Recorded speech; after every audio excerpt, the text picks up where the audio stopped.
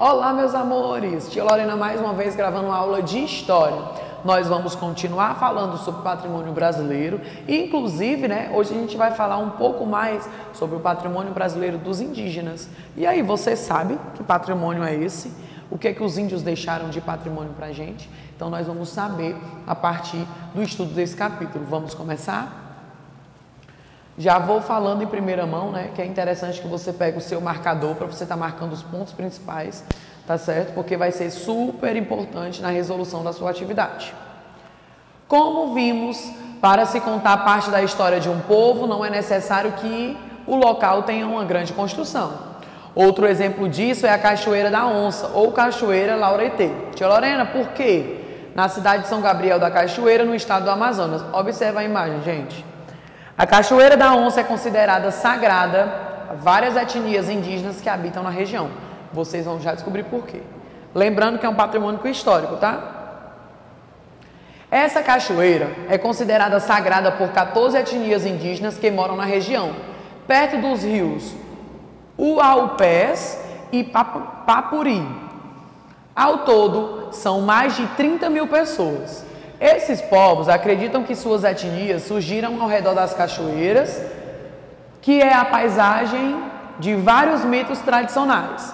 Eles utilizam as águas da cachoeira para preparar os alimentos, se divertir e plantar alguns produtos nas terras férteis ao seu redor.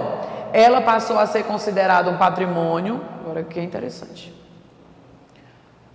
cultural no ano de 2006, tá? Conheça quem é. Importantíssimo, Kurt Niemoendorf. Ele era um pesquisador alemão que viajou pelo Brasil e viveu entre os povos indígenas por mais de 40 anos.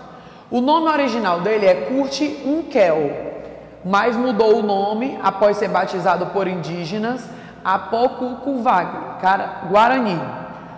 Kurt Niemoendorf, gente, que nome difícil. Registrou hábitos, curiosidades linguísticas e fotografou mais de 20 etnias indígenas. Muitos dos seus trabalhos foram perdidos no incêndio no Museu Nacional em 2018, onde estavam expostas muitas fotos e desenhos de viagens que fez. Descendo aqui embaixo, Página 203. De começo, eu já vou falando sobre o RA, que vai trazer curiosidades sobre os patrimônios brasileiros. Patrimônio cultural e europeu. Vamos ver o que traz, Como você aprendeu por muito tempo, apenas o patrimônio português era valorizado pela Espanha. As construções e as práticas culturais de outros imigrantes europeus também eram deixadas de lado, como as dos italianos, ucranianos e poloneses.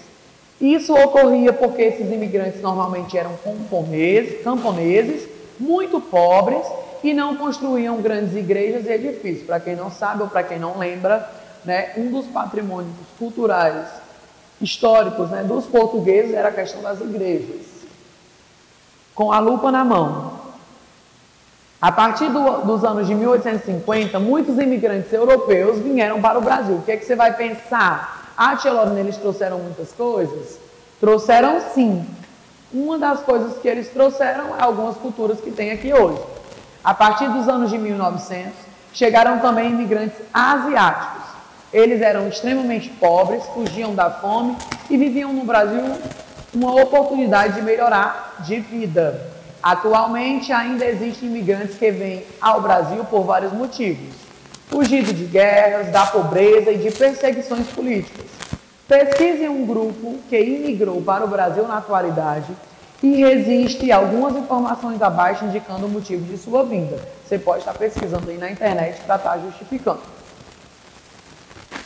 No ano de 87, a cidade de Antônio Prado, no Rio Grande do Sul, se tornou patrimônio nacional. Esse traço aqui. Essa cidade era uma antiga colônia italiana e os prédios do centro histórico foram construídos de forma muito diferente, de arquitetura portuguesa. Por isso que tem esse formato. Inclusive aqui em Maranguape tem uma casa ali na rua do Solar Bonifácio, na rua Major Agostinho, que tem esse formato aqui da arquitetura portuguesa. Aqui tem uma foto, da antiga colônia. No Brasil, existem alguns espaços considerados patrimônios culturais indígenas. Com a ajuda de um adulto, pesquise algum outro patrimônio cultural indígena e escreva sobre eles aqui. Ali em Maracanaú tem, né? Então você vai estar citando aqui, pode estar pesquisando na internet. Pesquise um memorial da imigração de algum dos povos que vieram para o Brasil. Represente-o por meio de um desenho e indique qual cidade ele está localizado. Se você colocar nos estados brasileiros, você vai descobrir também. Por que alguns monumentos são preservados, apesar de restarem apenas ruínas deles? Por que, gente? Porque conta a história daquele local. Você vai estar falando aqui também. Quanto a Tia Lorena abre aqui um novo capítulo, eu queria estar falando um pouco sobre a questão do patrimônio dos indígenas, né? Tia Lorena, por que tem essa repercussão imensa, né? Por que traz essa história? Gente, além de contar sobre a vida deles, eles ficaram marcados na história do Brasil. Falo muito isso porque é uma riqueza grandiosa, tanto para eles, quanto também para nós que aqui vivemos, certo? É interessante ressaltar que esses patrimônios brasileiros ganhavam uma repercussão muito grande com a chegada deles aqui no Brasil. Né? O Brasil tornou-se rico por conta disso. Bem aqui no começo você percebe um varal, como se fosse um cordel, e algo bem nordestino. Concordam comigo? Vamos ver como é o nome desse capítulo.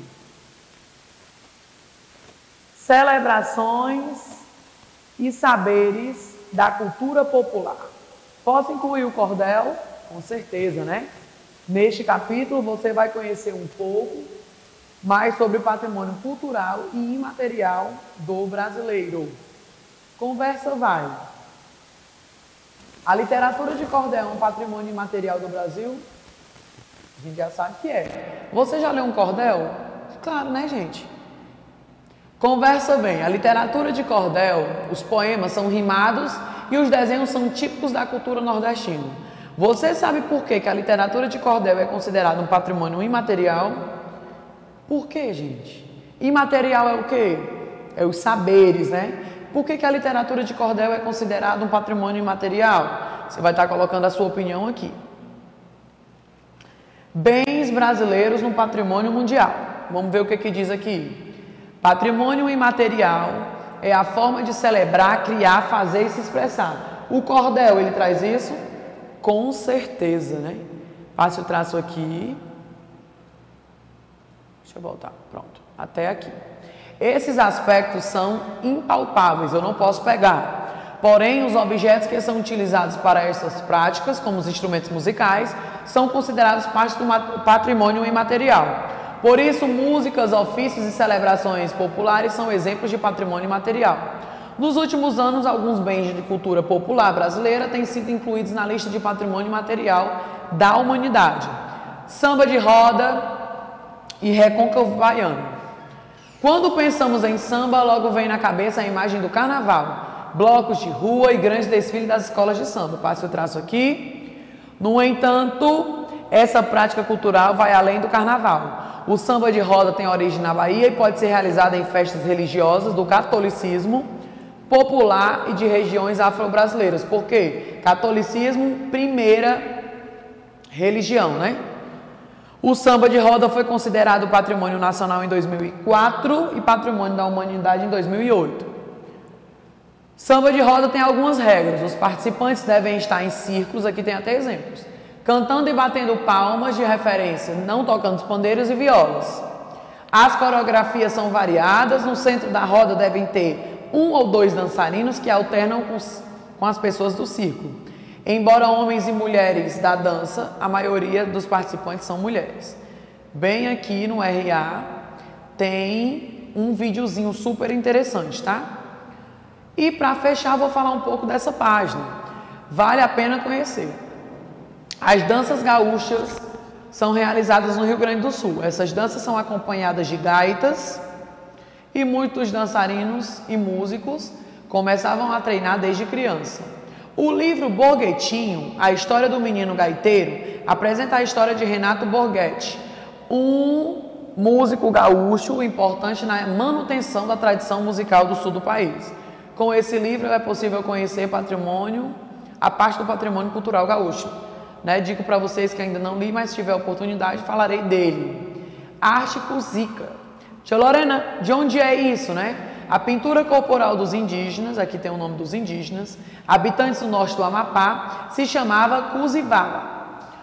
Com tinta feita de uruncum, que é aquele que faz o coloral, genipapo ou resina, eles pintavam as costas, os braços e os rostos com padrões Cuziva.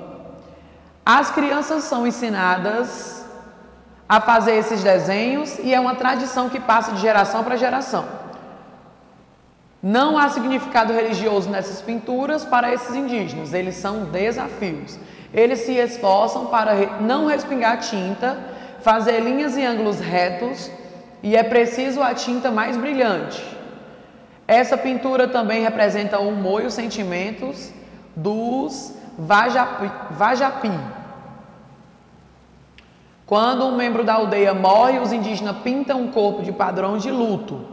Quando uma criança nasce, fazem pinturas que expressem alegrias, O luto preto, a alegria vermelho. No ano de 2002, a arte Cuziva foi considerada um patrimônio nacional. E em 2003, passo o traço nisso aqui, o patrimônio da humanidade.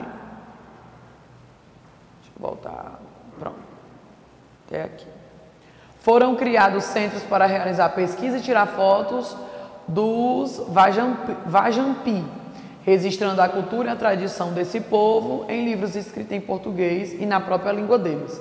Gente, super interessante, essa cultura indígena. E a nossa aula de história, ela traz isso, resgatar aquilo que já passou, aquilo que é de extrema importância para a história cultural de um país. Falo o nosso por quê? Porque a maioria está aqui, A cultura está totalmente reservada aqui. Isso para nós, povos brasileiros, é uma riqueza. Meus amores, essa foi nossa aula de história. Eu espero, que essa introdução sobre a cultura brasileira e os patrimônios indígenas façam você aí realizar a sua atividade de casa, com um pouco mais de satisfação, porque vai ficar muito fácil. Lembre-se que as partes marcadas são de extrema importância para uma boa resolução da atividade. Tudo bem? Nossa aula de história termina, a gente se encontra na nossa próxima aula.